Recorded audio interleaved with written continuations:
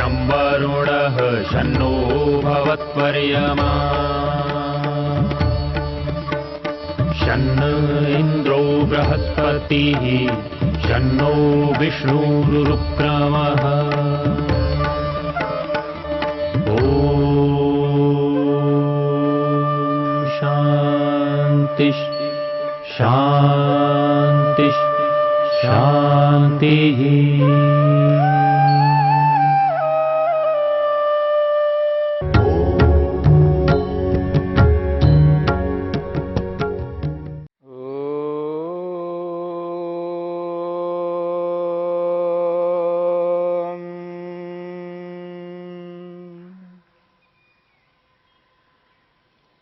नियम के अंतर्गत हमने शौच, संतोष, तपः, स्वाध्याय इन 4 विभागों पर विचार किया।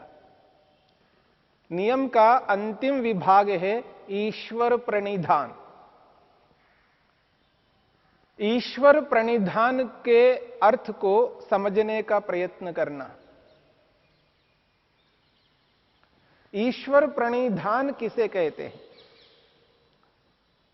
महर्षि वेदव्यास ने ईश्वर प्रणिधान का अर्थ बताते हुए कहते हैं, ईश्वर प्रणिधानम तस्मिन् परम गुरौ सर्वकर्म अर्पणम। महर्षि कहते हैं सर्वकर्म अर्पणम,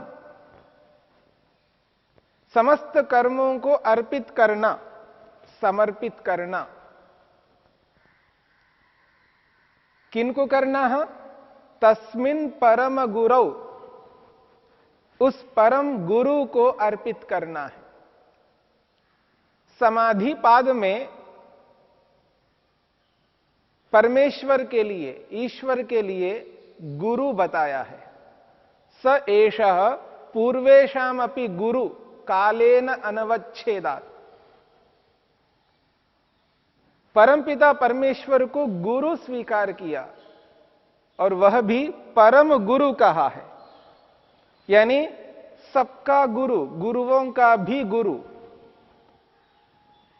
परमेश्वर का गुरु कोई नहीं है, परमेश्वर ही सबके गुरु हैं। वो परम गुरु है। इसलिए कहा जा रहा है तस्मिन् परम गुरौ। उस परम गुरु को सर्वकर्म अर्पणम, संपूर्ण कर्मों को अर्पित करना, समर्पित करना। जो भी हम कर्म करते हैं उन समस्त कर्मों को परमेश्वर को अर्पित करना, यह है ईश्वर प्रणिधान। प्रत्येक कर्म को ईश्वर को अर्पित करना है। अभिप्राय यह है, आज इस संसार में हम रह रहे हैं केवल इसी उद्देश्य को पूर्ण करने के लिए है। समस्त दुखों से छूटना है और नित्य आनंद, ईश्वरीय आनंद को प्राप्त करना है।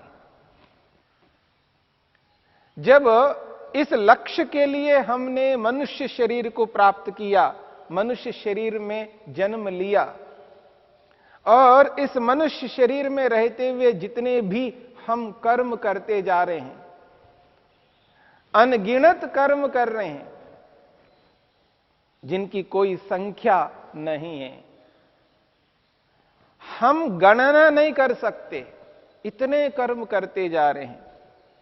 उन कर्मों को ईश्वर को अर्पित करना है, अर्थात ईश्वर के लिए करना है, ईश्वर को पाने के लिए करना है।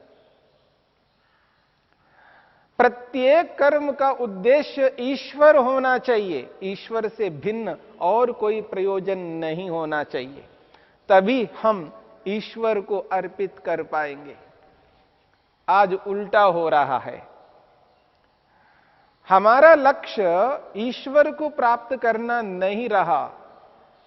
हम धन को पाने के लिए, मकान को पाने के लिए, जमीन को पाने के लिए, नौकरी को पाने के लिए, न जाने किन किन को पाने के लिए कर्म करते जा रहे हैं।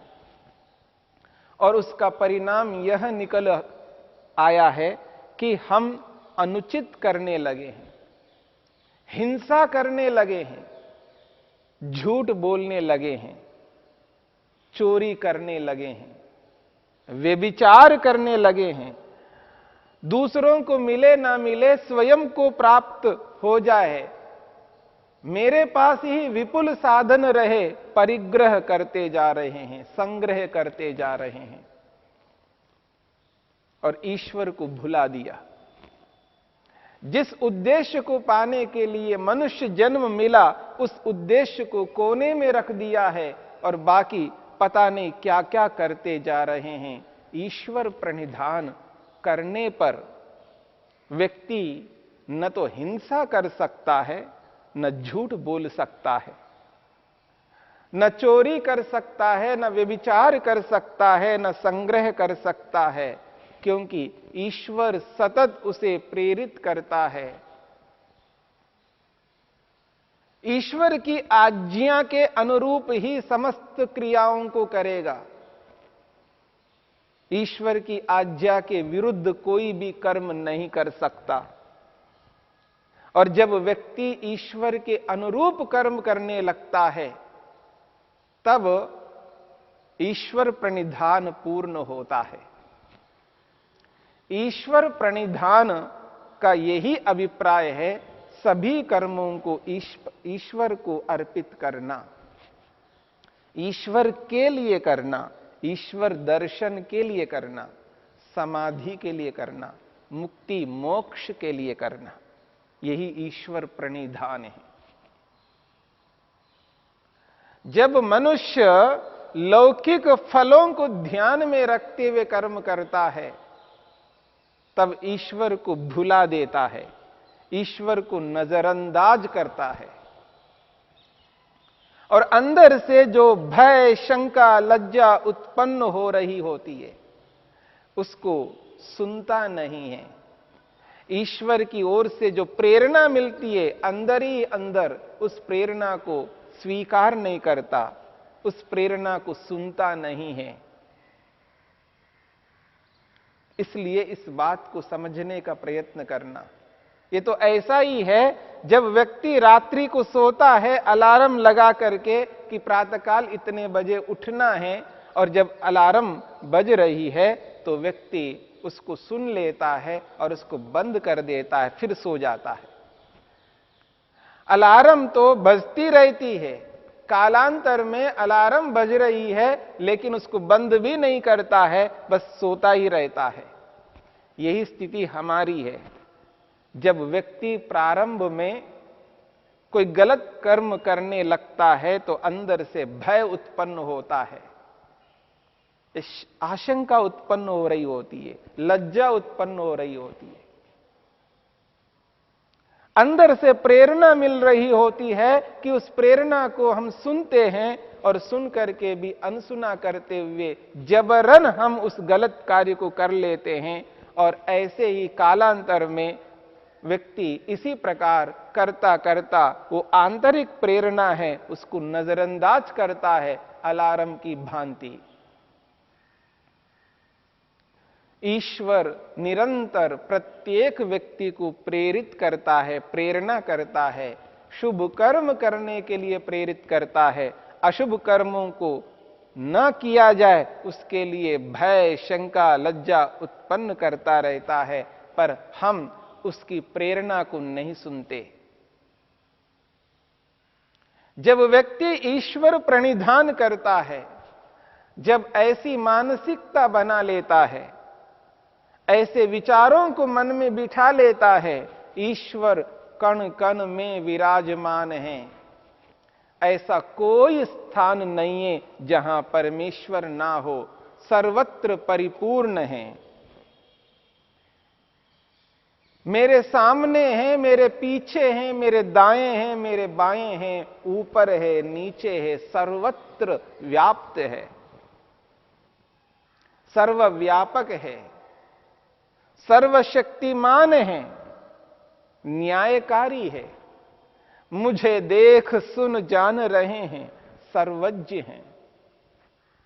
ईश्वर की उपस्थिति में हूं, ईश्वर में हूं, यह अनुभूति ईश्वर प्रणिधान करने वाले व्यक्ति को होती है। जो ईश्वर को स्वीकार करता है, जो इस स्वीकार करता है संपूर्ण ब्रह्मांड को बनाने वाले केवल मात्र ईश्वर है, जो निराकार है, सर्वव्यापक है, सर्वशक्तिमान है, न्यायकारी है।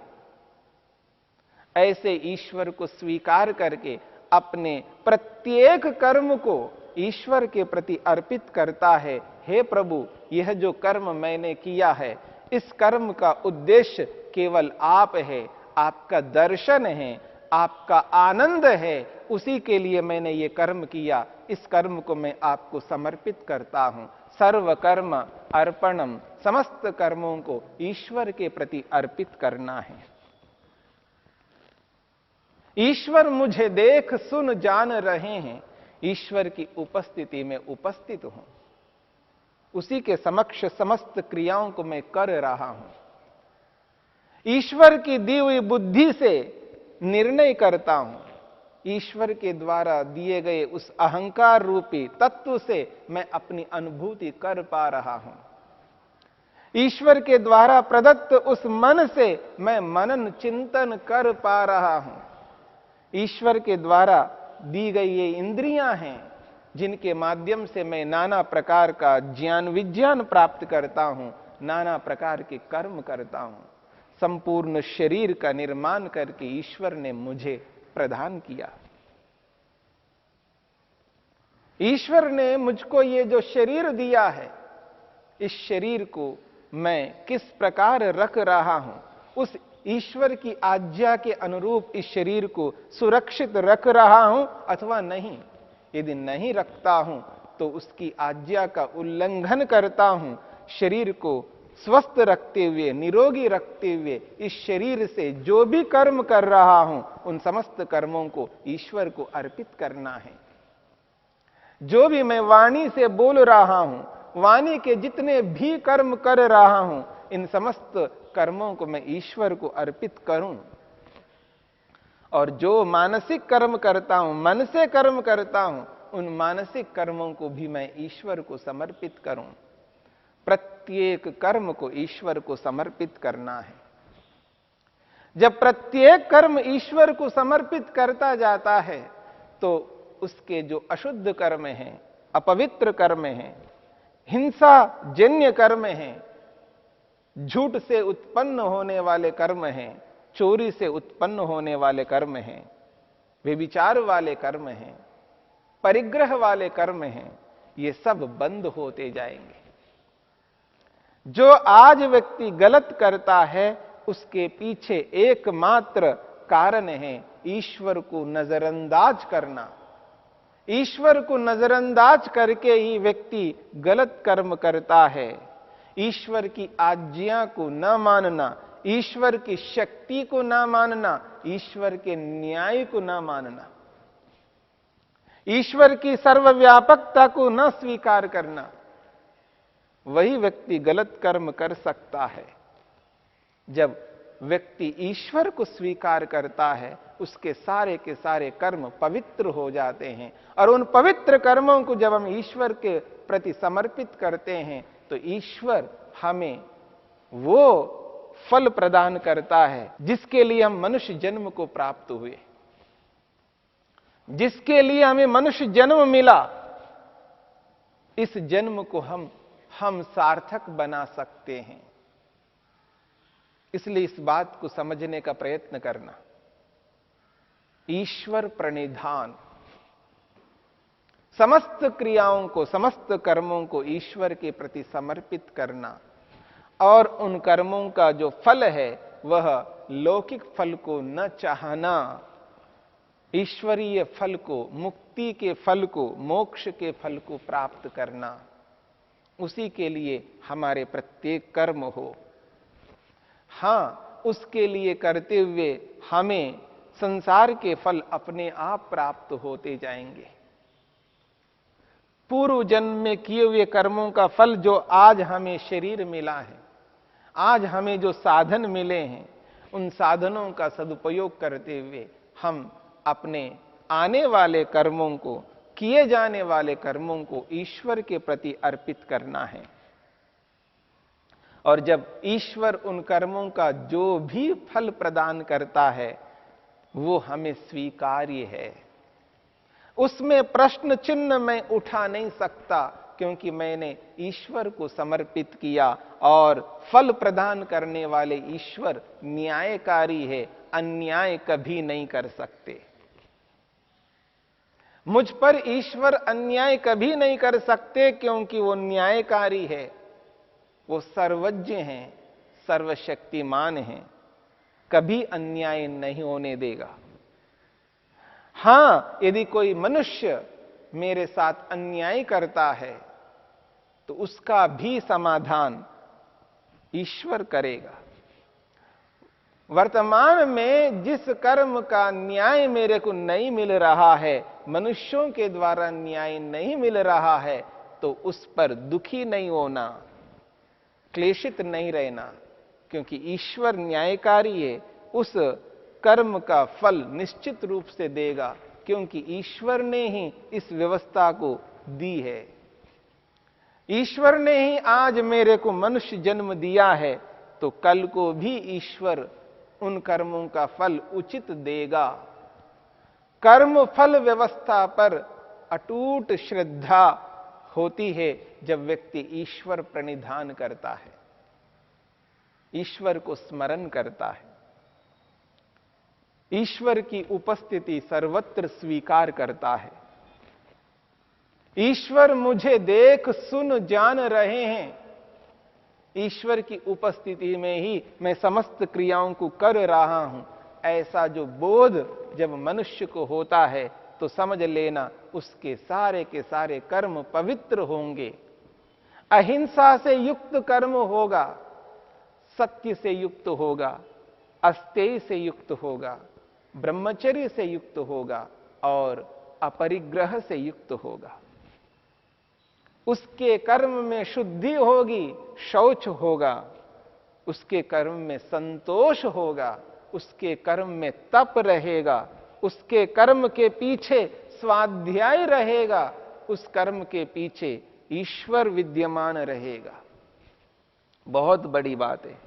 मनुष्य एक ऐसा कर्म करता है जिस कर्म के पीछे अहिंसा, सत्य, अस्तेय, ब्रह्मचर्य, अपरिग्रह और शौच, संतोष, तप, स्वाध्याय और ईश्वर प्रणिधान, ये 10 विभाग उसके कर्म के पीछे हों तो वो कर्म कितना पवित्र होगा, कितना शुद्ध होगा।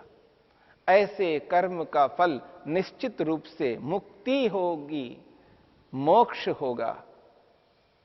ऐसे कर्म को करना है जिस कर्म से मुक्ति मिले, मोक्ष मिले, क्योंकि संसार में तो दुख है, इसी दुख से बचना है। इस बात को समझने का प्रयत्न करना।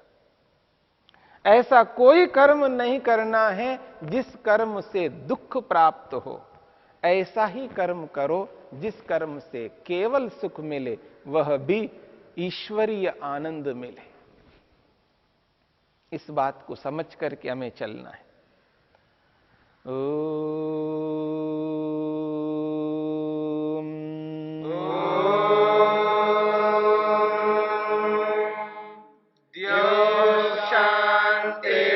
शांतिरंतरिक्षं शांति पृथिवी शांतिरापः शांतिरोषधयः शांतिः वनस्पतयः शांतिर्विश्वे देवा शांतिर्ब्रह्म शांति सर्वं शांति शांतिरेव शांति क्षमा